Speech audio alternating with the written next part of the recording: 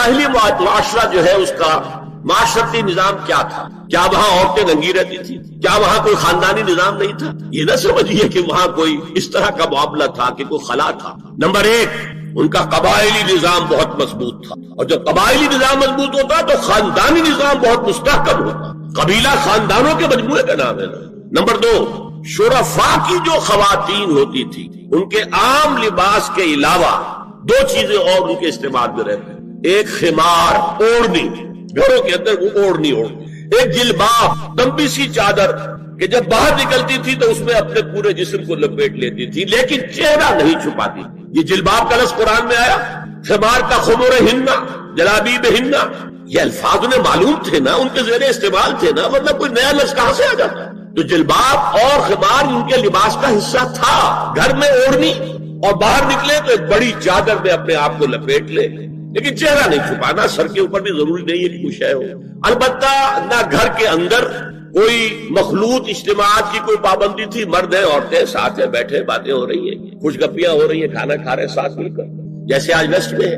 اور نہ ہی اور باہر جو ہے کوئی مخلوط جو ان کے اجتماعات تھے ان کے اوپر کوئی پابندی تھی، ایک جو ہے مخلوط معاشرہ تھا۔ لیکن نمبر تین، وہاں ایک طبقہ تھا کنیزوں کا، کنیزیں، باندیاں، عام خادمائیں، انہیں جاریات بھی کہہ دیتے تھے، چھوکریاں۔ ان کا جو ہے معاملہ یہ تھا کہ ان کے لیے نہ کوئی جلباب تھی، نہ کوئی خمار تھا، یہ ننگے سر، ننگے منہ، چہرہ کھلا ہوا آتی تھی۔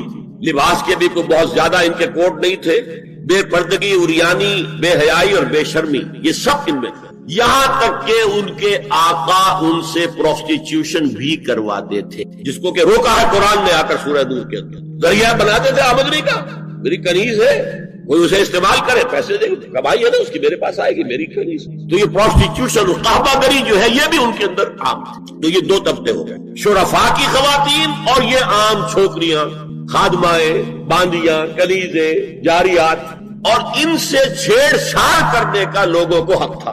وہ بازار میں نکلی ہے تو وہ چھیڑے گا، کیونکہ وہ تو ان کا معاملہ یہ ہے۔ پروسٹیٹیوشن کے لیے بھی جب آمادہ ہے یا ایک ہے معاملہ چل رہا ہے پروسٹیٹیوشن کا بھی، تو چھیڑ چھاڑ کے اندر تو کوئی بھی رکاوٹ ہے ہی نہیں۔ اس پس منظر میں دیکھیے اسلام نے جو معاشرتی چینجز کی ہے، جو معاشرتی اصلاحات کی ہیں، ان کے ہدف کیا ہے؟ پہلا ہدف مضبوط خاندانی نظام۔ یہ خاندانی نظام شروع ہوتا ہے ایک مرد اور ایک عورت کے درمیان ازدواج سے، اور وہاں نکاح ہوتا تھا۔ ان دونوں کے درمیان جتنی محبت ہوگی، جتنا قرب ہوگا، جتنا باہمی اعتماد ہوگا، اتنا ہی خاندان مضبوط ہوگا۔ اس لیے کہ یہ فرسٹ ڈائمنشن ہے خاندان، شوہر اور بیوی۔ اب شوہر اور بیوی کو اللہ نے اولاد دے دی، second dimension has been added now. استحکام خاندان کے لیے ضروری ہے کہ اولاد والدین کا ادب کرے، ان کی خدمت کرے ان کے بڑھاپے میں۔ یہ کہنے کی ضرورت نہیں تھی کہ اولاد سے محبت کرو، اولاد کی محبت تو دل میں ہے ہی ہے، اور اس کے لیے تو یہ کہنا پڑتا زیادہ محبت نہ کرو، زیادہ لاڈ پیار کرو گے بگڑ جائیں گے۔ ان کے محبت کی وجہ سے حرام میں منہ نہ مارو، انہیں اچھا کھلانا، اچھا پہنانا، یہ روکا گیا ہے۔ کہیں نہیں کہا گیا اپنی اولاد سے محبت کرو، وہ تو ہے کریں گے، ہاں، لیکن بوڑھے والدین، قرآن میں 5 جگہ اللہ کے حق کے فوراً بعد والدین کا حق ہے۔ وَقَضَىٰ رَبُّكَ أَلَّا تَعْبُدُوا إِلَّا إِيَّاهُ وَبِالْوَالِدَيْنِ إِحْسَانًا أَنِ اشْكُرْ لِي وَلِوَالِدَيْكَ۔ دیکھیے سورہ لقمان میں، أَنِ اشْكُرْ لِي، شکر کرو میرا، میں خالق ہوں تمہارا، رب ہوں تمہارا، وَلِوَالِدَيْكَ، اور اپنے والدین، کیونکہ وہ ذریعہ بنے ہیں تمہارے اس دنیا میں آنے کے، اور تم جب چھوٹے سے تھے انہوں نے پالا پوسا ہے، اپنا پیٹ کاٹ کر تمہیں کھلایا ہے، اپنی رات کی نیندیں حرام کر کے تمہیں پالا ہے۔ لہذا وَقَضَىٰ رَبُّكَ أَلَّا تَعْبُدُوا إِلَّا إِيَّاهُ وَبِالْوَالِدَيْنِ إِحْسَانًا۔ اور تیسری ڈائمنشن، بہن بھائیوں میں رشتہ، اولو الارحام، صلہ رحمی کرو، اخوت، یہ 3 ڈائمنشن ہوئے۔ ہمارا سپیس کا تصور کیا ہے؟ 3 ڈائمنشنل سپیس، چوڑائی، لمبائی اور اونچائی یا گہرائی۔ تو یہ 3 ڈائمنشنز ہے خاندان کے ادارے کی۔ لنکا سے جا رہا تھا عرب کی طرف، ہندو ایکسپلائٹ کرے گا، ہماری تہذیب کو ختم کرے، آپ کن بندھنوں میں ہمیں باندھ رہے ہیں؟ تو اللہ ایک چانس دے کر دیکھ لینا چاہتا تھا کہ یہ کرتے کیا ہے۔ 57 سال ہو گئے ہمیں، جو ملک لیا تھا اسلام اسلام اسلام اسلام کی رٹ لگا کر، وہ کہاں اسلام لایا؟ کچھ لوگ ٹی وی کو بھی حرام کہتے ہیں، برائے مہربانی وضاحت کریں۔ میں سب سے پہلے عنوان میں دو چیزوں کی اصلاح کرنا چاہتا ہوں۔ دیکھیے، بر صغیر کی اصطلاح غلط ہے۔ بر صغیر تو کسی چھوٹے سے جزیرے کو بھی کہہ دیں گے، چھوٹی خشکی۔ یہ ترجمہ کیا گیا ہے سب کانٹیننٹ کا۔ کانٹیننٹ کہتے ہیں بر اعظم کو، بر اعظم کانٹیننٹ۔ تو اعظم سے نیچے آتا ہے عظیم، یہ بر عظیم ہے ہند، بر عظیم پاک و ہند۔ آج ہم اسے پاک و ہند کہیں گے، پہلے یہ بر عظیم ہند تھا۔ یہ غلط لفظ ہمارے ہاں لکھنے میں بولنے میں آ گیا ہے۔ بر صغیر تو کسی چھوٹے سے جزیرے کو بھی کہتے ہیں کہ چھوٹی سی خشکی، یہ بہت بڑی خشکی ہے۔ یہ بر اعظم ایشیا کا ایک بہت بڑا علاقہ ہے، اس لیے اعظم سے ایک سیڑھی نیچے اتریے تو عظیم ہوتا ہے۔ یہ بر عظیم ہے، بر صغیر نہیں۔ اسی طرح مسلمان غیر اسلامی ریاست میں اس میں بھی ایک مغالطہ ہے، گویا کہ دنیا میں کوئی خالص اسلامی ریاست بھی ہے، کیونکہ آج دنیا کی تمام مسلمان مملکتیں خالص غیر اسلامی ہیں، تو گویا کہ بنیادی طور پر کوئی فرق واقع نہیں ہوا۔ مسلم اکثریت کا ملک ہونا اور بات ہے، اور اسلامی ریاست ہونا اور بات ہے، زمین و آسمان کا فرق۔ بہرحال ان دونوں موضوعات پر میں کوشش کروں گا کہ اپنے خیالات آپ کے سامنے رکھوں، اور مجھے اندیشہ ہے کہ آپ میں بہت سے حضرات میری بعض آراء سے اتفاق نہیں کریں گے، لیکن میں خلوص و اخلاص کا تقاضا پورا نہیں کروں گا، نہ اپنی ذات سے نہ آپ سے۔ اگر وہی بات آپ سے نہ کہوں اور آپ کے سامنے نہ رکھوں کہ جو میری حقیقی رائے ہے، تو میں چند باتیں رکھوں گا، قبول کرنا نہ کرنا آپ کا کام ہے۔ دیکھیے، بر عظیم پاک و ہند کے ضمن میں سب سے پہلے تو دو بدقسمتیوں کو نوٹ کر لیں۔ پہلی بدقسمتی یہ کہ یہ بر عظیم دور نبوت کی سعادتوں سے محروم رہا۔ دور نبوت میں یہاں تک دعوت اسلام نہیں پہنچی، اکا دکا کوئی لوگ مسلمان ہوئے ہیں۔ مالابار کا کوئی راجہ تھا جس نے شق القمر کا معجزہ اپنی آنکھوں سے دیکھا تھا، اسے جب معلوم ہوا یہ تو اصل میں ایک عرب میں پیدا ہونے والے رسول کی انگلی کے اشارے سے ہوا تھا، تو وہ ایمان لے آئے۔ لیکن یہ آئسولیٹڈ واقعات ہیں۔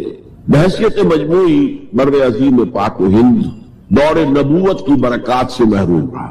پھر یہ کہ دور خلافت راشدہ کی برکات سے بھی محروم رہا۔ یہاں اسلام کسی قابل ذکر حیثیت میں آیا ہے دور بنی امیہ میں، وہ بھی کسی دعوت و تبلیغ کے مثبت مقصد کے لیے نہیں، بلکہ ایک انتقام اور بدلے کے لیے کہ کچھ مسلمان تاجروں کا ایک بحری قافلہ جو سرندیپ سے لنکا سے جا رہا تھا عرب کی طرف، اسے یہاں کراچی کے قریب اسے یہاں کے سندھی ڈاکوؤں نے لوٹ لی۔ اس پر مطالبہ آیا اسلامی مسلمان حکومت کی طرف سے، وہ ملوکیت تھی۔ اب وہ اسلامی حکومت اس معنی میں نہیں رہی تھی جس معنی میں کہ خلافت راشدہ اسلامی حکومت تھی، کہ جو قیدی ہے تمہارے پاس رہا کرو اور کمپنسیٹ کرو جو بھی نقصان یہاں ان مسلمان تاجروں کا ہوا ہے۔ جب اس کے جواب میں بالکل منفی رد عمل موصول ہوا تو پھر چڑھائی کا فیصلہ کیا گیا، گویا کہ یہ ایک سزا دینے کی ایک مہم تھی۔ بہرحال اس وقت جو اسلام یہاں آیا تھا اس کے کریکٹرز اس اسلام سے کچھ مختلف تھے جو بعد میں یہاں آیا۔ وہ اسلام جو محمد ابن قاسم کی سرکردگی میں سندھ میں آیا اور سندھ سے آگے بڑھ کر ملتان بلکہ موجودہ پاکستان کے تقریباً پورے نصف علاقے تک پہنچ گیا تھا، فٹ ہلز آف کشمیر تک، یہ اسلام خالص عربی اسلام تھا۔ ملوکیت تو آ گئی تھی لیکن بدویت اور عربیت جو ہے اس کی چھاپ اس پر ابھی گہری تھی۔ اور اس اسلام میں نہ ابھی فرقے تھے، نہ مسلک تھے، نہ حنفی، نہ مالکی، نہ شافعی، نہ حنبلی، نہ عقائد کے بارے میں بحثیں شروع ہوئی تھی، علم کلام کی بحثیں ہوئی تھی، نہ ابھی یونانی فلسفے اور منطق کا حملہ ہوا تھا، ابھی کچھ نہیں تھا۔ سادہ اسلام، اسلام اپنی اصل سادگی پر برقرار تھا، چنانچہ اس کی قوت تسخیر بڑی زبردست ثابت ہوئی، اور خاص طور پر محمد ابن قاسم جو نوجوان 17-18 برس کا نوجوان اور نہایت نیک اور پاک باز، سندھ کے ہندوؤں نے جو اپنی ایک روایت ہے کہ اس طرح کا آدمی تو کوئی اوتار ہی ہو سکتا ہے، فارسی میں بھی کہا جاتا ہے کہ در جوانی توبہ کردن شیوے پیغمبری است، جوانی کے اس عمر میں بھی کوئی شخص پاک زندگی گزار رہا ہو تو یہ تو پیغمبروں کا طریقہ ہے، اور ہندوستان میں تصور پیغمبروں کا نہیں تھا، اوتاروں کا تھا، تو اسے بھی ایک اوتار سمجھ کر اس کی مورتیاں تراش کر مندروں میں رکھ لی گئی اور ان کو پوجا جانے لگا۔ یہی چیز اس کے لیے خطرے کا سبب بن گئی ہے، کیونکہ اب بیک ہوم اسلام کا جو اصل گھر تھا عرب، اس میں ملوکیت آ چکی تھی، اور ملوکیت کبھی اسے برداشت نہیں کر سکتی کہ کوئی اور شخص اتنا پاپولر ہو جائے کہ اسے چیلنج کر سکے، لہذا محمد بن قاسم کو بلایا گیا اور شہید کر دیا گیا۔ اب اس کے بعد ظاہر بات ہے کہ وہ اسلام ریسیڈ کرنا شروع ہوا، واپس آنا شروع ہوا، اس کے کچھ اثرات اس علاقے میں رہ گئے، لیکن اسلام کی واپسی ہو۔ یہ اسلام کا پہلا ورود تھا بر عظیم کی سرزمین پر۔ اس کے بعد اسلام آیا ہے 300 برس بعد، اور اب یہ آیا ہے شمال مغربی سرحدی صوبے میں جو درے ہیں، کوہ سلیمان میں، کوہ ہندو کش اور کوہ سلیمان میں، درہ خیبر ہے، درہ کوچی ہے، درہ گومل ہے، درہ بولان ہے، یہاں سے آنا شروع۔ اس اسلام کی خصوصیات کچھ اور تھی۔ ان 300 سالوں میں فقہی مسالک بھی پیدا ہو چکے تھے، حنفی، مالکی، شافعی، حنبلی، ان کے درمیان اختلافات بھی تھے، بحثیں بھی تھی، مناظرے بھی تھے۔ دوسرے ایک خاص جو ہے تصوف کا فن جو ہے وہ بہت ترقی کر چکا تھا، اور اس میں اکثر و بیشتر وحدت الوجود کا تصور اس کی بنیاد میں موجود تھا۔ تیسری بات یہ نوٹ کیجئے کہ یہاں جو لوگ آئے وہ سب حنفی تھے، اور یہ ترک قبائل ہی تھے در حقیقت، اور ترکوں میں سے بھی غلام لوگ تھے، اسی لیے پہلا خاندان مسلمانوں کا یہاں خاندان غلاماں کہلاتا ہے۔ ترک غلام تھے یہ، جو اپنی ذاتی صلاحیت اور اپنی استعداد کی بنا پر ترقی کرتے کرتے بادشاہت کے مقام تک پہنچے۔ عالم اسلام میں اس وقت 2 عظیم جگہوں پر غلاموں کی حکومت تھی، اور اس سے اندازہ ہو سکتا ہے کہ اسلام میں غلاموں کا فیوچر کتنا روشن ہے۔ ممالک، مملوک، یہ مصر میں حکمران تھے، وہ بھی غلام تھے۔ خاندان غلامہ، قطب الدین ایبک، شمس الدین التتمش، یہ سب کون تھے؟ غلام۔ بہرحال اب جو اسلام آیا اس میں قیادت کی ایک تسلیس پیدا ہو چکی تھی، توحیدی شان نہیں رہی تھی۔ خلافت راشدہ میں قیادت توحیدی تھی، خلیفہ وقت ہی حاکم بھی تھے، خلیفہ وقت ہی مجتہد بھی تھے، عالم بھی تھے، اور وہی سب سے بڑے اللہ والے بھی تھے۔ لیکن اس کے بعد جو اسلام میں قیادت جو ہے مسلمانوں کی 3 شاخوں میں بٹ گئی۔ سیاسی قیادت وہ تو قبائلی عصبیت کی بنیاد پر قائم ہو رہی ہے، تو سیاست تو ہو گئی طاقت کے بل پر، جس کی لاٹھی اس کی بھینس۔ اس کے بعد جو اس دینی قیادت تھی وہ 2 حصوں میں منقسم ہو گئی، علمی قیادت، علماء، مفسرین، فقہا، محدثین، اور ایک ہو گئی صوفیاء کی قیادت۔ تو یہ تھی کیفیت جس میں کہ بر عظیم پاک و ہند میں اسلام وارد ہوا ہے پہلے ورود کے 300 برس بعد۔ اب اس کے 500 برس کے بعد یہاں ایک اور ایلیمنٹ آیا، اور وہ تھا شیعیت کا۔ آپ کو معلوم ہے کہ سن 1000 عیسوی میں پاکستان کا جو علاقہ اس وقت کا ہے یہ عالم اسلام میں داخل ہو چکا تھا۔ شہاب الدین غوری وغیرہ کی حکومت وہاں تک تو تھی، البتہ دہلی پر 1206 میں تخت دہلی جو ہے مسلمانوں کا 1206 میں شروع ہوا۔ بہرحال اس کے بعد ہم کہہ سکتے ہیں کہ 300 برس بعد یہاں پر یہ شیعیت آئی ہے، داخل ہوئی ہے، ورنہ اس سے پہلے خالص سنی اسلام تھا اور خالص حنفی۔ شیعیت کی وجہ سے جو کچھ بھی بعد میں اسلام کو یہاں پر اس تقسیم کی وجہ سے، شیعہ سنی اختلافات کی وجہ سے جو بہت بڑے بڑے نقصانات اٹھانے پڑے، ان میں سے مثلاً 2 کا میں تذکرہ کرنا چاہتا ہوں۔ ڈاکٹر امبیڈکر، انہوں نے فیصلہ کیا تھا میں مسلمان ہو جاؤں، گویا کہ یہاں کے اچھوتوں کا مسئلہ وہ اس طور سے حل کرنا چاہتے تھے کہ ہم این بلاک مسلمان ہیں، لیکن جب ان کے بارے میں معلوم ہوا تو پھر وہاں پہنچ گئے کچھ لوگ کہ آپ اس مسلک کو اختیار کریں یا اس کو کریں۔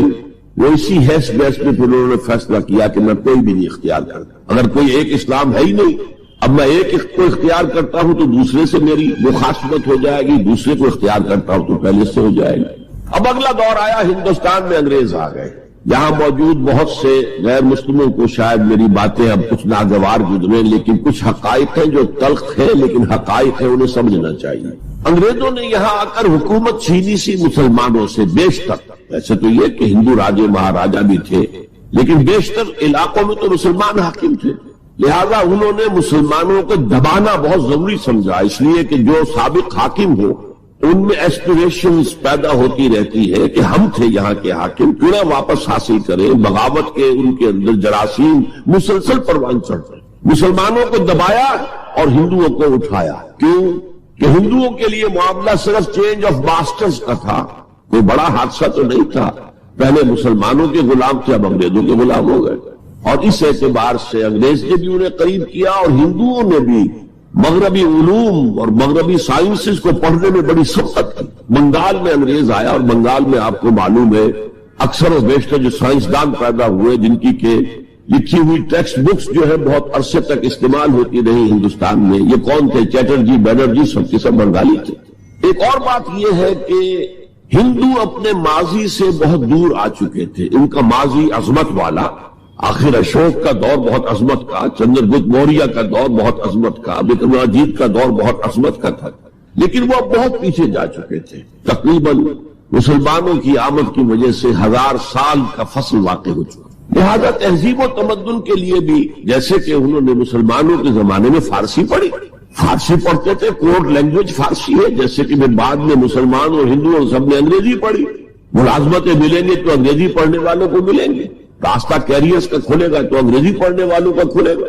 اسی لیے کہاوت تھی ہندوستان میں، پڑھے فارسی اور بیچے تیل، دیکھو رے قسمت کے کھیل. اب فارسی پڑھتے تو اسے کہیں حکومت کے اندر اہلکار ہونا چاہیے، اس کی حیثیت کچھ اور ہونی چاہیے. فارسی پڑھ کے اور تیل بیچنا. جبکہ مسلمانوں کا معاملہ یہ تھا کہ ان کی تو ابھی تہذیب اور تمدن، ان کی روایات ابھی تازہ تھی. لہذا جو غیر مسلم تھے یہاں کے، انہوں نے انگریزی علوم، انگریزی سائنس، انگریزی تہذیب، اس کو کھلے دل کے ساتھ خوش آمدید کہا. اور مسلمانوں میں ایک زبردست ڈویژن ہو گیا، بلکہ ابتدائی ریئیکشن تو بہت سخت تھا، یک طرفہ تھا. ہم نہ انگریزی پڑھیں گے، ہم نہ انگریزی علوم سیکھیں گے، نہ سائنس پڑھیں گے. ہم تو اپنے کونوں خدروں میں اگرچہ جو سیلاب آ گیا ہے اس کو روکنے کی طاقت تو ہم میں نہیں ہے، لیکن ہم کونوں میں جا کر بیٹھ جائیں گے. قال اللہ قال رسول. اور انگریزی تہذیب سے اس قدر دوری کہ اگر کوئی میز کرسی پر بیٹھ کر کھانا کھا لے تو کرسٹان ہو گیا. یہ تو کسی نے چمچہ استعمال کر لیا کھانے میں، کانٹا تو بہت دور کی بات ہے، چمچہ بھی استعمال کر لیا تو کرسٹان ہو گیا. تو اس طرح سے ریئیکشن تھا علماء کے زیر اثر حلقوں میں. گویا کہ وہ جو گاندھی جی کا فلسفہ تھا نان کوآپریشن، تو مسلمانوں نے انگریزوں کے ساتھ شدید قسم کا naan cooperation from the very beginning شروع کی. اس پر سر سید احمد خان نے ان دونوں چیزوں کی مخالفت کی. ایک تو انہوں نے انگریزوں کو بتایا کہ دیکھو یہ جو آزادی کی جنگ تھی یہ صرف مسلمانوں کی نہیں تھی، 1857 کی، یہ تو مشترک تھی. تو اس کے اندر کیا سبب ہوا ہے، اس کی وجہ سے آپ مسلمانوں سے بودھ محسوس نہ کریں. اور مسلمانوں سے بھی کہا بھائی انگریزی پڑھو، انگریزی علوم حاصل کرو، سائنس پڑھو، سائنٹیفک نالج حاصل کرو، ورنہ تمہاری حیثیت ہندوستان میں کیا رہ جائے گی؟ پلے دار رہ جاؤ گے یا گوشت فروش رہ جاؤ گے. اللہ خیر صلی اللہ، اور تمہاری کوئی حیثیت نہیں رہے گی. تو اس اعتبار سے سر سید احمد خان ایک اہم لینڈ مارک ہے.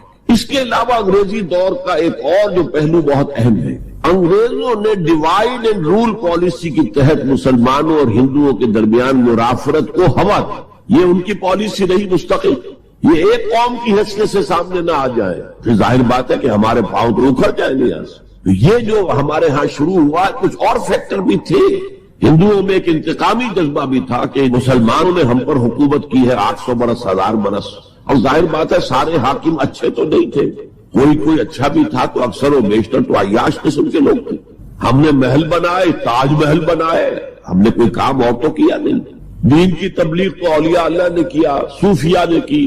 کبھی بھی سرکاری سطح پر، حکومت کی سطح پر یہاں تبلیغ اسلام کا اہتمام نہیں ہے. ایک دو ایکسیپشنز ہیں.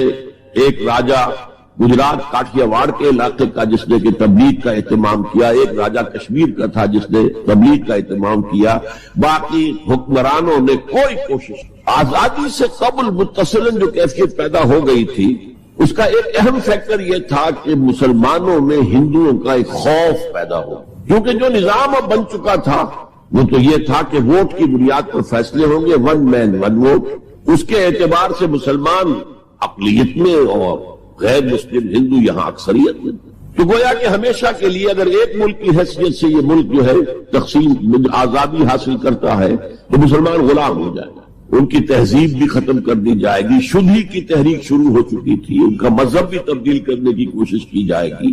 میوات کے علاقے میں بڑی زبردست تحریک اٹھائی گئی تھی شدی کی، جس کا توڑ کرنے کے لیے مولانا محمد الیاس رحمۃ اللہ علیہ سامنے آئے اور تبلیغی جماعت کا انہوں نے سلسلہ شروع کیا۔ یہ اصل میں میوات کے اندر جو شدی کی تحریک تھی اس کا جواب تھا، اس سے حفاظت مسلمان۔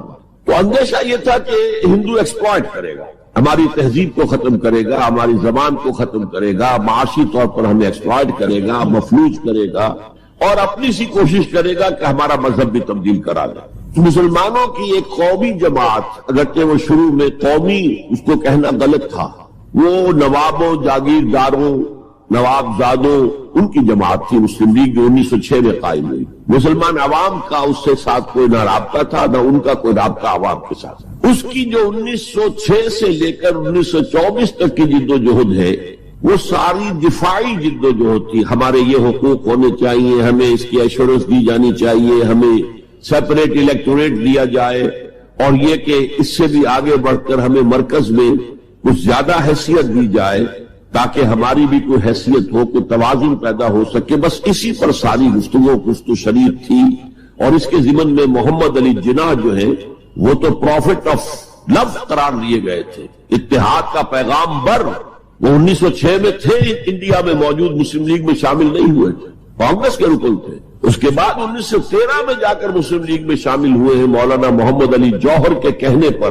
پھر بھی کانگریس کے رکن بھی رہے، مسلم لیگ کے رکن بھی رہے، اور انہوں نے حتی الامکان کوشش کی کہ کوئی فارمولا ایسا بن جائے جس پہ کہ اتحاد ہو جائے اور ضمانت مل جائے کہ مسلمانوں کے ساتھ کوئی اس قسم کا سلوک نہیں کیا جائے گا کہ وہ بالکل یوں سمجھیے کہ نیچے لگ کر رہ جائیں، ان کی کوئی حیثیت نہ رہے۔ لیکن وہ ناکام ہوئے، شدت کے ساتھ ناکام ہوئے، اور پھر اس درجے مایوس ہوئے کہ ہندوستان چھوڑ کر جا کر انگلستان میں بس گئے، اور وہاں انہوں نے اپنی لیگل پریکٹس شروع کر دی۔ ایس ایم اکرام صاحب جو ایک بڑے مصنف ہیں، آب کوثر، موج کوثر، روض کوثر کے جو مصنف، وہ اہم ترین کتابیں ہیں 3 مسلم انڈیا کی، political as well as cultural history, ثقافتی جو معاملہ ہے وہ بھی ساتھ ساتھ ہر دور میں کیا اس کا رنگ رہا ہے، اس کو بہت ہی سمجھیے ایک بڑے ماہرانہ انداز میں انہوں نے بہت عمدگی کے ساتھ مرتب کیا ہے۔ وہ اس وقت آکسفورڈ میں پڑھ رہے تھے، طالب علم تھے، نوجوان، وہ ملے محمد علی جناح سے۔ اس وقت تک ابھی وہ قائد اعظم کا تو خطاب انہیں نہیں ملا تھا، محمد علی جناح، اور ان سے کہا آپ ہندوستان چھوڑ کے کیوں آ گئے، ہندوستان کے مسلمانوں کو تو آپ کی ضرورت ہے۔ تو انہوں نے سخت الفاظ کہے تھے کہ ہندو ناقابل اصلاح ہے، یہ اس وقت کی ہندو قیادت پر ان کا تبصرہ تھا۔ اور مسلمانوں کا حال یہ ہے کہ ان کا کوئی لیڈر مجھ سے صبح جو بات کرتا ہے شام تک ڈپٹی کمشنر یا کمشنر یا گورنر تک پہنچا دیتا ہے، تو ایسی قوم کی قیادت میں کیسے کروں؟ لیکن اصل میں ایک ٹرننگ فیکٹر آیا ہے، turning point in the history of Muslim league movement, and that was 1930۔ اس میں جو الہ آباد میں مسلم لیگ کا سیشن ہوا تھا، اس میں خطبہ صدارت دیا تھا علامہ اقبال نے۔ علامہ اقبال اس سے پہلے ہندوستان میں ایک سور پھونک چکے تھے کہ اب اسلام کی نشرت ثانیہ کا دور آنے والا ہے، اسلام جو ہے دوبارہ دنیا کے اندر برسر عروج آئے گا۔ ایک امید افزا صورتحال علامہ اقبال نے اپنی ملی شاعری سے پیدا کر دی۔ کتاب ملت بیضا کی پھر شیرازہ بندی ہے، یہ شاخ ہاشمی کرنے کو ہے پھر برگ و بر پیدا، سبق پھر پڑھ صداقت کا، شجاعت کا، عدالت کا، لیا جائے گا تجھ سے کام دنیا کی امامت کا۔ نوا پیرا ہو اے بلبل کے ہو تیرے ترنم سے، کبوتر کے تنے نازک میں شاہی کا جگر پیدا۔ اور ویسٹرن سویلائزیشن کو انہوں نے چیلنج کیا تھا، دیار مغرب کے رہنے والوں خدا کی بستی دکان نہیں ہے، کھرا جسے تم سمجھ رہے ہو وہ اب ذرے کم عیار ہوگا، تمہاری تہذیب اپنے خنجر سے آپ ہی خودکشی کرے گی، جو شاخ نازک پہ آشیانہ بنے گا ناپائیدار ہو۔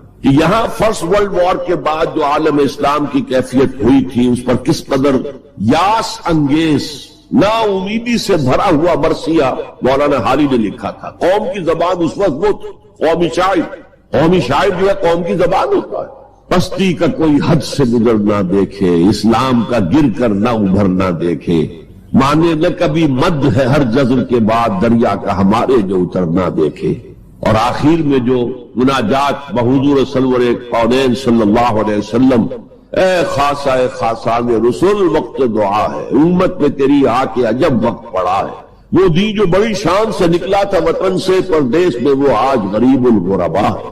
اسی قسم کے مرثیے علامہ شبلی نے کہے، مولانا حمید الدین فراہی نے کہے، لیکن اقبال پہلا شاعر ہے جس نے کچھ مرثیے بھی کہے ہیں۔ جب انگلینڈ جاتے ہوئے وہ گزر رہے تھے سسلی، جزیرہ سسلی کے پاس سے جہاز گزر رہا تھا تو دل میں ہوک اٹھی ہے، کبھی یہ مسلمان جہاز رانوں کا مرکز ہوتا تھا، بیس ہوتا تھا۔ رولے اب دل کھول کر اے دیدہ خونابہ بار، وہ نظر آتا ہے تہذیب حجازی کا مزار۔ تھا یہاں ہنگامہ ان سیرا نشینوں کا کبھی، بحر بازی گاہ تھا جن کے سفینوں کا کبھی۔ کہاں ہے مرثیہ بھی کہا، اقبال کے ہاں مرثیہ ہے، لیکن ساتھ ہی ایک امید افزا پیغام کہ اب دوبارہ نکل کے صحرا سے جس نے روما کی سلطنت کو الٹ دیا تھا، سنا ہے یہ قدسیوں سے میں نے، وہ شیر پھر ہوشیار ہوگا۔ یہ جو عوامی ایک فضا ان کی شاعری سے پیدا ہو چکی تھی، ملی شاعری سے، انہوں نے 1930 میں آ کر مسلم لیگ کی موومنٹ میں اس کا انجیکشن لگا دیا۔ اسی طرح چلتی ہوئی ایک تحریک تھی، 1906 سے آئی تھی، 24 برس ہو چکے تھے 1930 تک، اب اس میں ایک انجیکشن لگا دیا گیا، احیاء اسلام۔ اس خطبے میں علامہ نے ایک طرف مسلم قومیت کو بہت مستحکم کیا دلائل کے ساتھ، عمرانی دلائل، پولیٹیکل سائنس کے جو مستحکم اصول ہیں ان کی بنیاد پر کہ مسلمان ایک علیحدہ قوم ہے۔ اور نمبر 2 انہوں نے کہا، اور یہ ایک پروفیسی تھی، ایک طرح کی مستقبل کے بارے میں ایک پیشن گوئی تھی، تجویز نہیں تھی۔ پارٹیشن آف انڈیا کی تجویز تو بہت بعد میں آئی ہے، 1940 میں، یہ 1930 کی بات میں کر رہا ہوں۔ تو انہوں نے کہا تھا، مجھے یقین ہے کہ یہ ڈیسٹنی ہے، تقدیر مبرم ہے کہ ہندوستان کے شمال مغرب میں، شمال مشرق کا انہیں اس وقت احساس نہیں ہوا تھا، ایسٹ پاکستان کا جو اب بنگلہ دیش ہے ادھر ان کی نگاہ نہیں گئی تھی، ہندوستان کے شمال مغرب کے اندر ایک آزاد مسلمان ریاست قائم ہوگی، اور اگر ایسا ہو گیا تو ہمیں موقع مل جائے گا کہ دور ملوکیت میں، جس کے لیے لفظ بڑا ثقیل استعمال کیا انہوں نے، عرب امپیریلزم، یہ بنو امیہ، بنو عباس، یہ عرب امپیریلسٹ تھے، یہ عرب قوم کا امپیریلزم تھا، ان کی حکومت اسلام کی عکاسی کرنے والی نہیں تھی، اسلام کی عکاسی کرنے والی تو خلافت راشدہ تھی، ابو بکر تھے، عمر تھے، عثمان تھے، علی تھے رضی اللہ تعالی عنہ۔ تو دور ملوکیت میں یا دور عرب امپیریلزم میں جو داغ دھبے آ گئے ہیں اسلام کے چہرے پر، انہیں صاف کر کے اور صحیح اسلام کی ایک شکل دنیا کو دکھایا۔ یہ انجیکشن ہے پازیٹیو مقصد کا۔ اس وقت تک، اس سے پہلے تک تحریک صرف ایک منفی جذبے پر چل رہی تھی، ہندو کا خوف، ہندو اکثریت کا خوف، ایکسپلائٹیشن کا اندیشہ، لیکن اب اسے ایک مثبت بنیاد مل گئی۔ 1932 میں قائد اعظم گئے انگلستان، لندن، گول میز کانفرنس میں، جناح صاحب اس میں شریک نہیں تھے اس لیے کہ وہ تو ویسے سیاست کا میدان چھوڑ چکے تھے۔ اس موقع پر پھر علامہ اقبال نے ملاقاتیں کی ہیں جناح صاحب سے، اور وہی انجیکشن ان کو بھی لگا اور انہیں پھر آمادہ کیا کہ آئیں واپس ہندوستان، اور اس انجیکشن کے حوالے سے مسلمانوں نے ہند کو منظم کرے اور جمع کرے۔ تو یہ پھر تحریک پاکستان جو ہے، چونکہ مسلمانوں کے جذبات کے ساتھ اس کی ہم آہنگی، معجزہ ہو گیا کہ مسلم مائنورٹی کے پروونسز نے کس طریقے سے یکجا اور یکسو ہو کر اس موومنٹ کو سپورٹ کیا، حالانکہ انہیں معلوم ہے کہ کسی بھی حساب سے ان کے تو پاکستان میں شامل ہونے کا کوئی امکان تھا ہی نہیں، بلکہ تحریک مسلم لیگ اصل میں مائنورٹی پروونسز کی تحریک تھی۔ جو صوبے بعد میں پاکستان میں شامل ہوئے ہیں ان میں سرحد میں تو کانگریس کی حکومت تھی ٹل دی لاسٹ ڈیٹ، پنجاب میں یونینسٹ حکومت تھی ٹل دی لاسٹ ڈیٹ، صرف ایک سندھ تھا مغربی پاکستان میں کہ جو وہاں مسلم لیگ کی حکومت تھی۔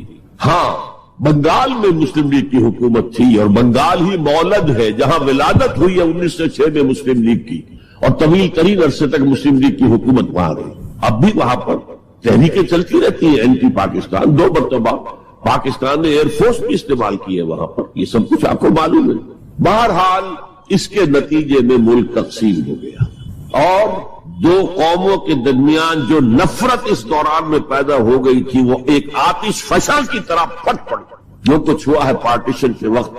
میں نے آپ کو بتایا تھا انگریزوں سے آزادی ہم نے حاصل کی، لیکن ہم نے نہ ایک انگریز کو مارا نہ کسی انگریز نے ہم میں سے کسی کو مارا، لیکن جو آپس کی خوریزی ہوئی، تاریخ انسانی کی عظیم ترین ٹرانسفر آف پاپولیشن، کروڑوں انسان ادھر سے ادھر سے ادھر ہوئے، اور پھر عظیم خوریزی، بربریت، وحشت۔ معلوم ہوتا کہ نفرت کی کوئی آگ اندر جل رہی تھی، بس اسے موقع چاہیے تھا کہ وہ ابھر آئے۔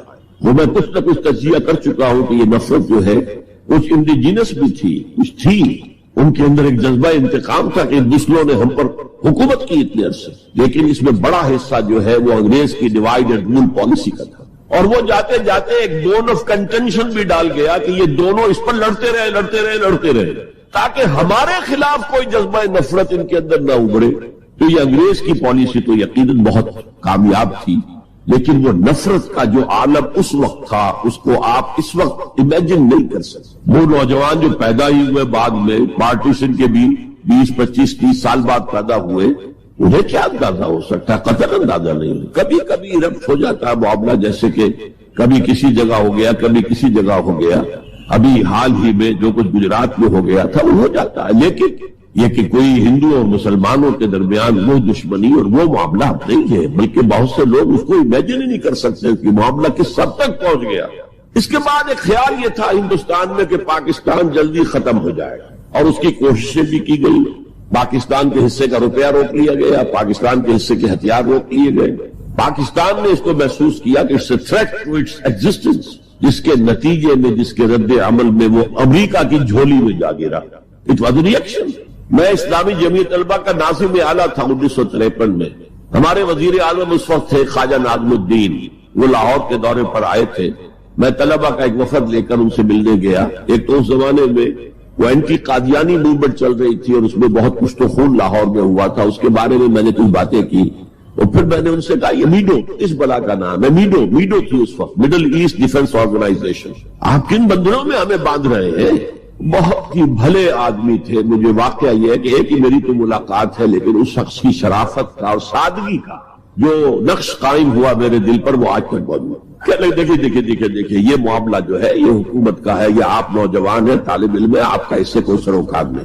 میں ذرا نٹ کھٹ قسم کا تھا اس وقت بھی نوجوان، میں نے کہا جناب آپ ہمیں ان بندروں میں باندھ کر آپ چلتے بنیں گے، ملک تو ہم نے سنبھالنا ہے بعد میں، you must know what you are doing. بس یہ کہنے پر اچھا آگے کوئی جواب نہیں۔ دیکھیں الفاظ 3 جملے ان کے سنا رہا ہوں، یہ پوری ہماری تاریخ کا لب لباب بنتا ہے۔ دیکھیے پنڈت جی تو نہیں چاہتے نا کہ پاکستان قائم رہے، پنڈت نہرو، اور ہم اکیلے تو ہندوستان کا مقابلہ نہیں کر سکتے نا، تو ہمیں تو کوئی سہارا چاہیے نا۔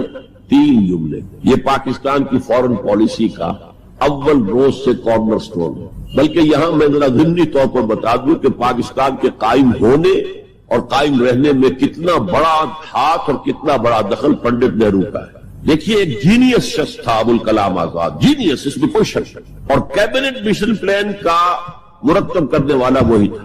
کیبنٹ مشن پلان کو مسلم لیگ نے بھی تسلیم کر لیا کہ ہندوستان 3 زونز کے مشتمل ہوگا، آزاد ہوگا، مرکزی حکومت ایک ہوگی، ایک ویسٹرن زون، ایک ایسٹرن زون، ایک سینٹرل زون، یعنی تقریباً وہی جو پاکستان کا نقشہ تھا کہ ایک مغربی پاکستان، ایک مشرقی پاکستان، ایک نیچے بھارت۔ سینٹرل گورنمنٹ کے پاس فلاں جو ہے یہ اہم ترین چیزیں تو سینٹرل گورنمنٹ کے پاس ہوگی، فورن پالیسی ہوگی، بجٹ ہوگا، مالیات کا معاملہ ہوگا، ڈیفنس ہوگا، یہ ان کے پاس ہوگا، کمیونیکیشنز ہوگی۔ باقی یہ ریجنز جو ہے ان کو حق ہوگا وہ اپنے فیصلے کریں، اپنے معاملات چلائیں، اپنے قوانین بنائیں۔ ایک شک اس میں ایسی تھی کہ 10 سال کے بعد کسی بھی حصے کو، کسی زون کو سیسیڈ کرنے کا، علیحدہ ہونے کا حق حاصل ہوگا، گویا کہ کم سے کم 10 سال کے لیے آزاد پاکستان کا مطالبہ ختم۔ قائد اعظم نے مان لیا، تو اب اگر کوئی امکان تھا تو وہ 10 سال کے بعد تھا نا۔ اب کس نے بنوایا پاکستان؟ وہ تو چونکہ مولانا آزاد اس درجے بددل ہو چکے تھے، قائد اعظم نے انہیں شو بوائے کہہ کے اتنا جو ہے بددل کر دیا تھا کہ انہوں نے کانگریس کی صدارت چھوڑ دی۔ تو کہا گیا ان سے آپ صدارت قبول کریں؟ نہیں، پنڈت جی ہو گئے صدر، اور پنڈت جی سے جب پوچھا گیا کیبنٹ مشن پلان کے بارے میں تو انہوں نے کہہ دیا ایک دفعہ ہندوستان آزاد ہو جائے پھر کون کسی کو علیحدہ ہونے دیتا ہے۔ بات تو سچی تھی، نکل جاتی ہے جس کے منہ سے سچی بات مستی میں، فقیہ مسند بھی سے وہ رند بادہ خار۔ اچھا بات تو سچی تھی لیکن کہنے کی نہیں تھی اس وقت۔ اس پر فوراً قائد اعظم نے ریورس گیئر لگایا کہ اگر نیت یہ ہے تو پھر ہم نہیں مانتے، یا گوئنگ بیک۔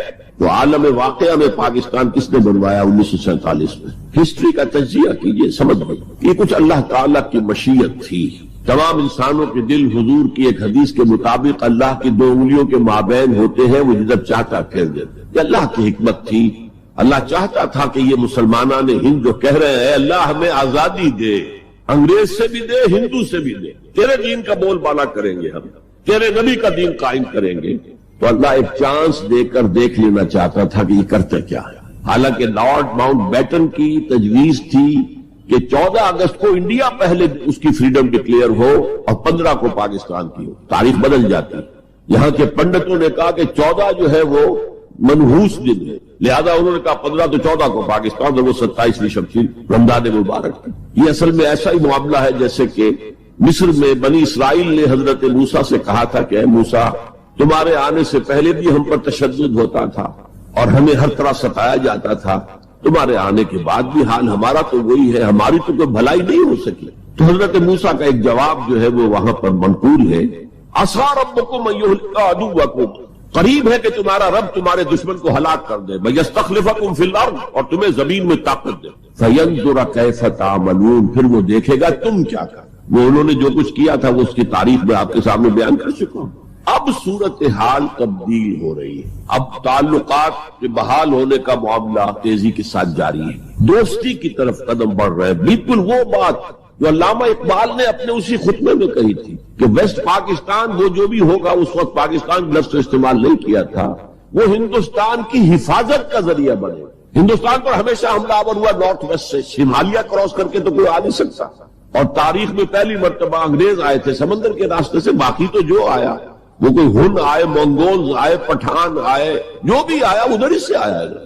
تو یہ جو ہے ہندوستان کی پروٹیکشن کا ذریعہ بن جائے گا، اور واقعہ یہ کہ بن گیا، ورنہ یہ کہ کمیونزم سویپ کر کے پورے انڈیا کو لے جاتا۔ یہ پاکستان کے اندر وہ جو بھی مذہبی جذبہ ہے، چاہے وہ مثبت طور پر بروئے کار نہیں آ سکا، لیکن بے خدا کمیونزم کے خلاف جو مسلمانوں میں جذبات تھے، تو اس رو کو، اس سیلاب کو روکا ہے پاکستان۔ بہرحال اب صورتحال جیسا کہ میں نے کہا ہے کہ عام طور پر بھی اب آمد و رفت کی سہولتیں کی جا رہی ہیں، اور میں سمجھتا ہوں کہ وہ نسل بھی اب بیت چکی ہے جس کے دل میں وہ انتقامی جذبات تھے، وہ رہ گئے ہیں ریمننٹس کچھ تھوڑے بہت کچھ لوگوں کے اندر، ورنہ بائی اینڈ لارج بحیثیت مجموعی وہ کیفیت اب باقی نہیں۔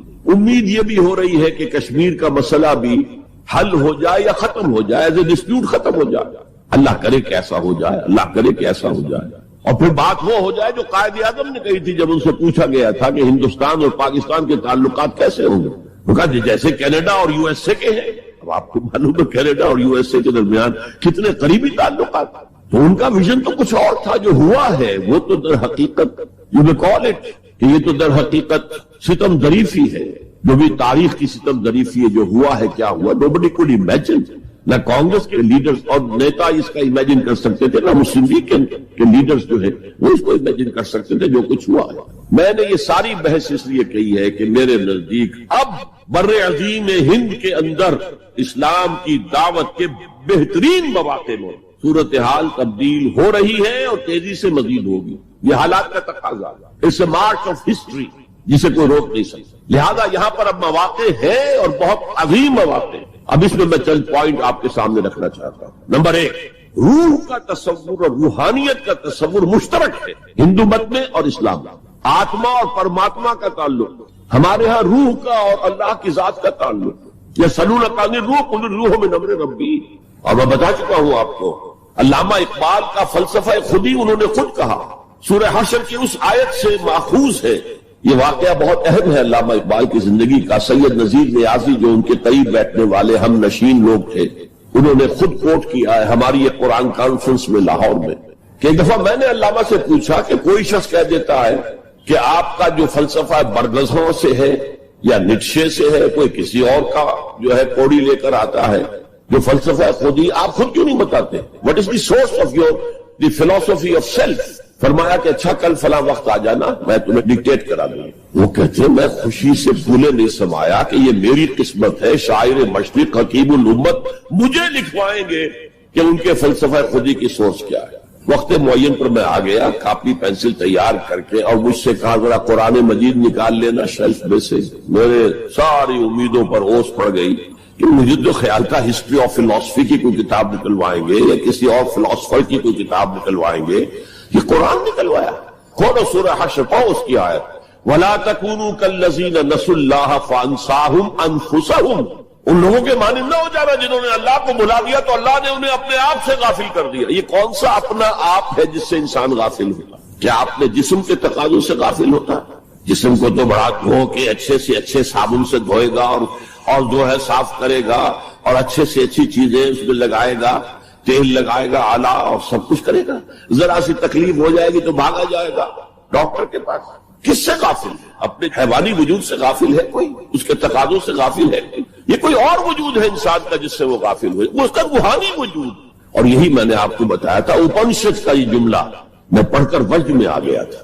یہ بھی ایک اچھی بات ہے آپ کو بتا دوں، ایک زمانے میں جبکہ امریکہ میں نے کہا تھا تھر تھر کانپ رہا تھا، جو سیلاب کمیونزم کا جا رہا تھا، پورے ایسٹرن یورپ کو کھا گیا تھا وہ نظام، اور ان کے پاس توڑ کوئی نہیں تھا۔ دنیا بھر کے غریبوں کے لیے ایک روشنی کا پیغام تھا، ایک امید کا پیغام تھا، ہیو ناٹس کے لیے ایک بڑی اپیل تھی۔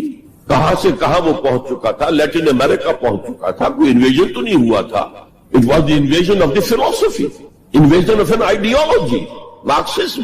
تو انگریز جب کانپ رہا تھا امریکہ تو اس نے ملینز کی تعداد میں قرآن شائع کیا، انگریزی ترجمہ، یہ گلوریس قرآن، مارمیڈیوک پکتھال کا ترجمہ، اور مسلمانوں میں تقسیم کیا۔ بابا تم اپنے قرآن کو پڑھو، دیکھو، اپنے دین کے ساتھ جم کر رہو، بس بے خدا جو ہے یہ نظام، اس کو ترک کرو، چھوڑو۔ اور ہندوؤں کے لیے گیتا میں نے پڑھی اس وقت، انگریزی ترجمہ۔ اپنشد کا ایک سلیکشن تھا، وہ میں نے پڑھا، یہ مڈ 50s کی بات ہے، بلکہ سو ٹو سے اٹ واز ارلی 50s، جبکہ ابھی میں میڈیکل کالج کا اسٹوڈنٹ تھا، میں نے اپنشد پڑھا، گیتا پڑھی۔ اپنشد کا صرف ایک سلیکشن تھا، گیتا پوری تھی۔ وہ بھی اسی لیے کہ تم اپنے اپنے مذہب سے چپک جاؤ تاکہ کمیونزم کی طرف تمہارا رجحان نہ ہو، یہ اس کے اس خوف کا مذہب۔ بہرحال اس کے مقابلے میں روح اور روحانیت، آتما اور پرماتما، یہ تصورات جو ہے ایمبیڈڈ ہے۔ آپ اگر وہ جملہ سنیں، میں نے پہلے بھی سنایا ہے اپنشد کا، جو بالکل معلوم ہوتا ہے اس آیت کی ترجمانی ہے، man in his ignorance identifies himself with the material sheets which encompasses real self۔ اس کی اصل خودی، اصل انا تو اندر کی ایک حقیقت ہے، اس کے گرد یہ گوشت پوشت کا کور چڑھا دیا گیا ہے۔ انسان اس کو سمجھتا ہے یہ میں ہوں، یہ میں نہیں ہوں، میں تو وہ خودی ہوں، وہ انا ہوں، وہ ایگو ہوں، وہ آتما ہوں جو اس شریر کے اندر ہے۔ یہ تصور جس قدر اسٹرانگ ہے ہندو مت کے اندر، انہیرنٹ ہے اسلام میں بھی، اور آج کی دنیا اسی کے خلاف تو جا رہی ہے۔ The world is world of better only. What is beyond better we don't care. Because وہ ہماری جو ہے حواس خمسہ کی گرفت میں آتا ہی نہیں ہے، ہم اس کو کیسے اسٹڈی کریں؟ ہم تو چیزوں کو دیکھتے ہیں، سنتے ہیں، چکھتے ہیں، چھوتے ہیں، سونگتے ہیں، نتیجے نکالتے ہیں۔ تو یہ دنیا ورلڈ آف بیٹر تو جو ہے ہمارا میدان ہے انکوائری کا، تفتیش کا، تحقیق کا، لیکن یہ کہ وہ ماورائے مادہ، ماورائے طبیعت، میٹا فزکس، اس سے ہمیں کوئی دلچسپی نہیں ہے، خدا یا نہیں ہے، ہوگا۔ یہ کائنات تو ہے نا، روح کوئی ہے یا نہیں ہے کس نے دیکھی؟ جسم تو ہے نا، آخرت کوئی ہے یا نہیں ہے؟ یہ دنیا تو ہے نا۔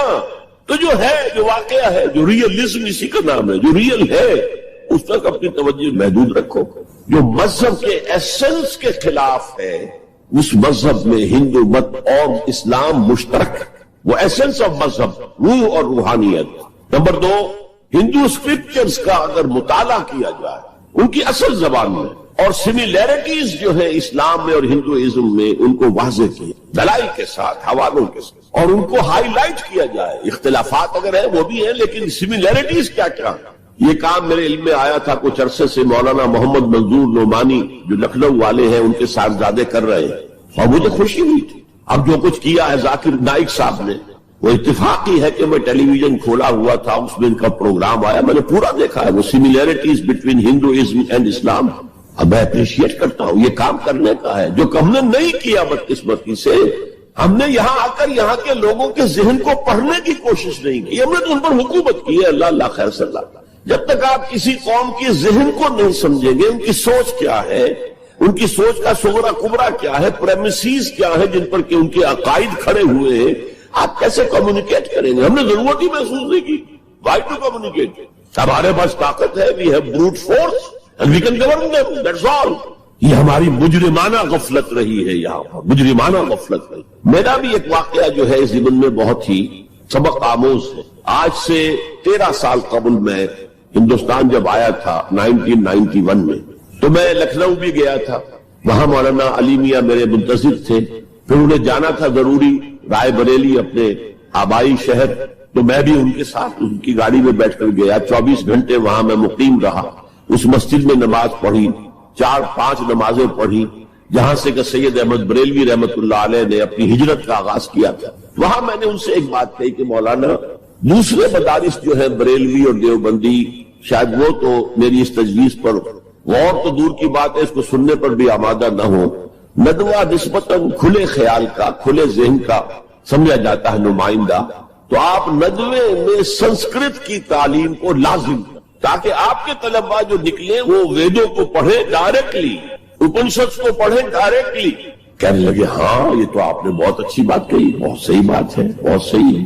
لیکن 2 سال کے بعد شکاگو میں ایک کانفرنس میں وہ بھی مدعو تھے، میں بھی مدعو تھا، ہم دونوں ملے، میں نے پوچھا مولانا وہ آپ نے کچھ کیا؟ کہنے لگے میں تو بھول ہی گیا۔ اس سٹیج پر وہ آ چکے تھے کہ وہ نسیان انہیں ہو گیا، انہیں یاد ہی نہیں رہا کہ مجھ سے انہوں نے وعدہ کیا ہے، لیکن میں نے یہ بات ان سے کہی تھی۔ میرے علم میں آیا یہاں ہی کہ ایک مصنف شمس نوید عثمانی، جن کی کتاب آپ نے پڑھی ہوگی اب بھی نہ جاگے تو، کافی دن ہو گئے میں نے وہ کتاب پڑھی تھی، اس میں ڈوبائے ایک فرینچ اورینٹلسٹ جو ہے اس کے رائے انہوں نے کوٹ کی، میں حیران رہ گیا۔ وہ 40 برس تک انڈیا میں مقیم رہ کر اس نے ہندو اسکرپچرز کا مطالعہ کیا، and he came to the conclusion that Manu is actually مہانوح، حضرت نوح علیہ السلام کا منو، مہانوح، اور منو سمرتی جو ہے حضرت نوح علیہ السلام کی شریعت ہے۔ یہ ایک کرسچن ہے، اس کی تحقیق ہے، اس تحقیق کو اب انہیں ہائی لائٹ کیا جائے، اسے عام کیا جائے، اس کو پہنچایا جائے، تو پھر وہ جو ہے مغایرت کے پردے جو حائل ہے، وہ مغایرت کے پردے کچھ اٹھیں گے، ذہن کچھ کھلیں گے، بات کرنے کا، کمیونیکیشن کا موقع بنے گا۔ اب آ رہی ہے وہ بات جو میں سمجھتا ہوں کہ آپ کو اچھی نہیں لگے گی۔ میری رائے یہ ہے کہ کسی بھی صورت میں آپ کو سیکولرزم کی حمایت نہیں کرنی چاہیے۔ اسلام کی روح سے سیکولرزم کفر ہے، اور وہ اگر واقعہ کے مغرب میں کفر ہے تو مشرق میں بھی کفر ہے۔ آپ اس کی پروٹیکشن لینا چاہتے ہیں، اس کی امبریلا کے تحت آنا چاہتے ہیں، یہ آپ کی قومی جو ہے فرار، ورنہ سیکولرزم کس شے کا نام ہے؟ کیا اسلام کسی درجے میں کمپیٹیبل ہے اس کے ساتھ؟ سیکولرزم کا مطلب یہ ہے کہ آپ ایک سرکل بنا لیں، اس سرکل کے اندر ہے پولیٹیکو سوشو اکنامک سسٹم، یہ تو ہوگا، کسی بھی مذہب سے کوئی تعلق نہیں اس کا۔ عوامی حاکمیت جو بدترین شرک ہے، اس کی بنیاد پر جو پارلیمنٹ آئے، جو کوئی مجلس ملی آئے، جو کوئی کانگریس آئے، وہ جو ہے قانون بنائے، ہومو سیکسولیٹی کو جائز قرار دے، اجازت ہے، ہومو سیکسول میرجز کو رجسٹر کروائے، ٹھیک ہے، it has no reference to any religion whatsoever. ہاں اس سرکل کے پیری فری پر چھوٹے چھوٹے سرکلز بنا دیجئے، یہ ہندو مت ہے، یہ اسلام ہے، یہ سکھ مت ہے، یہ بدھ مت ہے، یہ فلاں ہے، یہ کرسچینٹی ہے، یہ جوڈائزم ہے، یہ ہے تاؤزم ہے، یہ رہیں گے پیری فری پر۔ یہ انفرادی معاملہ ہے زندگی کا، اور اس میں آزادی ہے ہر ایک کو، جو چاہے بلیفز رکھے، ایک خدا کو مانے، 100 کو مانو، کسی کو نہ مانے، ٹھیک ہے، شہری تو ہے وہ، جس طرح چاہے پوجا پاٹ کرے، درخت کو پوجے، پتھروں کو پوجے، بتوں کو پوجے، ایک انسین خدا کو پوجے، جس کو چاہے پوجے، سورج کو پوجے، چاند کو پوجے، جو چاہے پوجے، سوشل کسٹم جو چاہے رکھے، بہرحال ہر ایک کا اپنا خیال ہے۔ ان چیزوں میں ہر شخص آزاد، لیکن یہ پولیٹیکل سسٹم، یہ کرمنل لا جو بھی ہے، پھر اکنامک سسٹم، سود، سیوا، سب جائز ہے۔ کسی مذہب کے حرام قرار دینے سے ان کو نہیں روکا جائے گا، کسی آسمانی ہدایت کو دلیل کے طور پر تسلیم نہیں کیا جائے گا، چاہے وہ تورات ہو، چاہے قرآن ہو، چاہے کوئی اور آسمانی کتاب ہو، ہندوؤں کی کتاب ہے، وہ تسلیم نہیں کی جائے گی۔ This is not compatible with Islam, how can the Muslims accept it? مجھے حیرت ہوتی ہے، میری یہ بات میں جانتا ہوں یہاں کسی کی سمجھ میں نہیں آئے گا، لیکن یہ کہ بہرحال جیسا کہ میں نے شروع میں کہا تھا، اگرچہ قول تو وہ فرعون کا ہے، لیکن قرآن میں نقل ہوا، قرآن کی آیت ہے، ما اریکم الا ما ارا، میں آپ کو وہی کچھ دکھا سکتا ہوں جو میں خود دیکھتا ہوں، ورنہ میں سنسیئر نہیں ہوں، neither to myself or to you, I have to be honest۔ Number 4، قومیت سے بالا تر ہو کر اسلام کی دعوت دی جائے، 2 چیزیں گڑبڑ نہ کی جائیں، قوم کی خدمت ہے، قوم کے لیے تعلیمی ادارے بنائے جائیں، قوم کے لیے یہ کیا جائے، کوئی حرج نہیں، قوم کی خدمت کرنا بری بات نہیں ہے۔ ایک مسلمان قوم کو فرعون کی غلامی سے نجات دلانے کے لیے اللہ نے حضرت موسیٰ جیسے پیغمبر کو بھیجا، جنہوں نے جاتے ہی اول وہلے میں پہلی ملاقات فرعون سے ہوئی ہے تو مطالبہ کر دیا نرسل معنا بنی اسرائیل، ہمارے ساتھ بنی اسرائیل کو یہاں سے جانے دو، ولا تعذبہم، ان پر سختی نہ کرو، ٹارچر نہ کرو، ان پر تشدد نہ کرے، ان پر سیکیوٹ نہ کرو۔ اور اللہ نے حضرت موسیٰ علیہ السلام کے ذریعے سے اس قوم کو نجات دے دی، حالانکہ وہ قوم کیسی ناہنجار قوم تھی، جس نے جیسے ہی سمندر پار کیا ہے یا دریا پار کیا ہے، کچھ لوگوں کو دیکھا بتوں پر اعتکاف کر رہے ہیں بیٹھے ہوئے، کہا ہمارے لیے بھی ایسا بنا دو تاکہ توجہ کا ارتکاز ہم کر سکیں۔ حضرت موسیٰ نے ڈانٹا، اللہ نے تمہیں کتنی عظمت عطا کی ہے، جو شرک کی دلدلوں سے کیچڑ سے تمہیں نکالا ہے، اور تم چاہتے ہو دوبارہ اسی کے پھنس جائیں۔ وہی ہے جو قدم قدم پر جھگڑتے تھے حضرت موسیٰ سے، تم نے مروا دیا ہمیں لا کے یہاں صحرا میں، اس سے تو وہاں بہتر تھے، ہم کھانے پینے کو تو ملتا تھا نا۔ بہرحال اللہ نے من و سلوہ اتار دیا، ایک چٹان سے 12 چشمے جو ہے وہ برآمد کر دیے، کھاؤ پیو۔ اور پھر وہ اتنی ناہنجار قوم تھی کہ جب قتال کی بات کہی گئی کہ اب تلوار ہاتھ میں لو اور داخل ہو جاؤ فلسطین کی زمین میں، کورا جواب، فَذَهَبْ أَنْتَ وَرَبُّكَ فَقَاتِلَا إِنَّا هَاهُنَا قَاعِدُونَ، ہم تو یہاں بیٹھے ٹس سے مس نہیں ہوں گے، جاؤ تم جاؤ، تمہارا رب، فَذَهَبْ أَنْتَ وَرَبُّكَ فَقَاتِلَا إِنَّا هَاهُنَا قَاعِدُونَ۔ یہ معاملہ جو ہے قومی خدمت بری شے نہیں ہے، لیکن کچھ لوگ ایسے ہونے چاہیے کہ جو اس قومی تصورات سے بلند تر ہو کر انسانی سطح پر اسلام کی دعوت دیں، وہ جو ہم پڑھ چکے ہیں، وَلْتَكُن مِّنكُمْ أُمَّةٌ يَدْعُونَ إِلَى الْخَيْرِ وَيَأْمُرُونَ بِالْمَعْرُوفِ وَيَنْهَوْنَ عَنِ الْمُنكَرِ وَأُولَٰئِكَ هُمُ الْمُفْلِحُونَ۔ تم میں سے ایک جماعت ایسی ہونی چاہیے، ایسی وجود میں آنی چاہیے جس کے صرف 3 کام ہو، دعوت الی الخیر، دعوت الی القرآن، اور وہ دعوت بھی 3 لیول پر، بالحکمت والموعظۃ الحسنۃ وجادلھم باللتی احسن، اور نیکی کا حکم دو، بدی سے روکو۔ اور صرف وہی لوگ فلاح پانے والے ہیں جو یہ کام کریں گے۔ دی گریٹر مسلم امہ جو اپنا مقصد بھول چکی کہ ہمیں اس کے لیے برپا کیا گیا تھا، ان سے فلاح کا وعدہ نہیں ہے۔ اولئک هم المفلحون، حصر کا انداز ہے، اسلوب ہے، صرف وہی لوگ ہوں گے جو فلاح پائیں گے۔ اس لیول پر ضرورت ہے ایک جماعت کی، اور اس کے ضمن میں سب سے زیادہ اہمیت ہوگی اسلام کے سسٹم آف سوشل جسٹس کو ایمفیسائز کرنے۔ So emphasise the system of social justice, یہ ہے اسلام جو پیغام دیتا ہے۔ یہ کسی قوم کے لیے نہیں ہے، پوری نوع انسانی کے لیے ہے، انسان کو آزادی دیتا ہے۔ میں بتا رہا تھا کہ وہ جو تلوار ہے، جو میں اس کو مثال دیا کرتا ہوں، یہ ایسی چکی ہے جو ایک طرف آٹا پھینکتی ہے، ایک طرف پھینکتی ہی نہیں، ادھر آٹے کے ڈھیر لگ رہا ہے، ادھر آٹا ہے ہی نہیں۔ تو اب کیا ہوا؟ تلوار نے ادھر کاٹا، عیاشی، بدماشی، فضول خرچی، نمود و نمائش پہ پیسہ خرچ کرنا، جس سے آگ لگ جائے ہیو ناٹس کے دلوں کے اندر، پھر ان میں محبت پیدا ہوگی آپ کے لیے، یہ نفرت پیدا ہوگی، عداوت پیدا ہوگی، بغض پیدا ہوگی۔ اور دوسری طرف جو بھوکے ہیں وہ حیوانوں کی سطح پر آ جائیں گے، وہ گویا کہ beasts of burden، وہ انسان نہیں رہتے، they are at a lower level than the human beings, they become like animals۔ اور حدیث نبوی ہے کہ قاد الفقر ان یکون کفرا، فقر جو ہے وہ تو قریب ہو لے آتا انسان کو کفر کے۔ دنیا نے تیری یاد سے بیگانہ کر دیا، تجھ سے بھی دل فریب ہے غم روزگار کے، یہ روزی کا جو غم ہے، کہاں تجھے پوجے، کہاں تیری عبادت کرے، کہاں تجھ سے لو لگائے، ہمیں 2 وقت کی روٹی کے لیے، اور وہ بھی سوکھی سی کچھ ملتی ہے، اور دن کتنی پورے دن بھر کی کمر توڑ دینے والی مشقت ہم کرتے ہیں۔ تو اسلام کی دعوت جو ہے، نمبر 1 یہ قومیت سے بالا تر ہونی چاہیے، گڑبڑ نہ کرے، ایک ہی جماعت یہ دونوں کام نہ کرے، ورنہ سمجھا جائے گا کہ یہ بھی اصل میں اپنی قومی بالا تری اور بالا دستی کے لیے کام کر رہا ہے۔ اپنی پرائرٹیز فکس کر لے، اگر اسلام کے لیے کام کرنا ہے تو قومی سطح سے بالا تر ہو جائے، اور اصولی سطح پر اسلام کی دعوت دے، اور اسلام کے system of political justice, social justice, economic justice کو نمایاں کرے۔ ان تمام چیزوں کے پیش نظر میں ایک بات، بہت بڑی بات کہہ رہا ہوں۔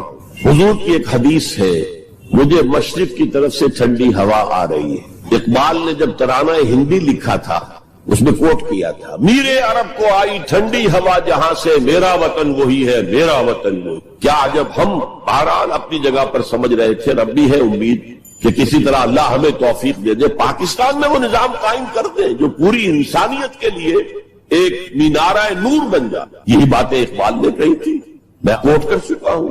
کہ ڈیسٹنی ہے، تقدیر مبرم ہے کہ ہندوستان کے شمال مغرب میں ایک آزاد مسلمان ریاست قائم ہوگی، اور اگر ایسا ہو گیا تو ہمیں موقع مل جائے گا کہ اسلام کے چہرے سے جو بدنما داغ اور دھبے دور ملوکیت میں پڑ گئے تھے انہیں ہٹا کر جاگیرداری آ گئی تھی دور ملوکیت میں، سرمایہ داری آ گئی تھی۔